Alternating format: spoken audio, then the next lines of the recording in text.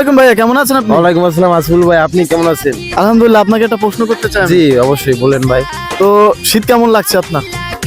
এখন বর্তমানে শীত একটু বেশিই পড়তেছে, রাত্রে হলেই টের পাওয়া যায় ভাই। কিন্তু আমার তো লাগতেছে না, আমি তো হাতে থাকি এদিকে আগে। আপনার তো বয়স কম, রক্ত গরম, তাই। রক্ত গরম। আচ্ছা, তা আপনার শীত লাগছে আর কি বেশি না? জি ভাই, একটু তো শীত।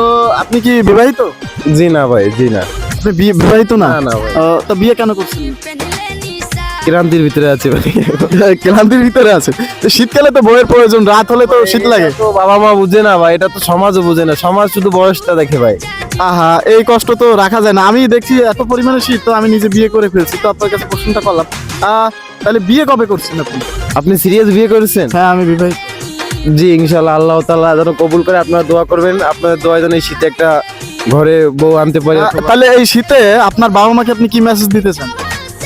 প্রত্যেক বাবা মাকে মেসেজ দিতে চাই যে অন্ততপক্ষে শীতকালটা যাতে আপনার সন্তান হতাশা মুক্ত হয়ে বাঁচতে পারে, বউকে একসাথে পাউটা যাতে গরম রাখতে পারে, পা গরম রাখতে পারে। সাথে অন্য কিছু গরম রাখতে পারে, সেটা আর বলবো না। না ভাই, না এগুলো না ভাই। পাউটা গরম জি হলেই জি হচ্ছে। জি, হ্যাঁ। এটাই বিলাসিতা। এটি অনেক বিয়ে ভাই, হ্যাঁ। ঠিক আছে, তাহলে আপনারা কিন্তু বিবাহ করবেন শীতকালে। জি জি।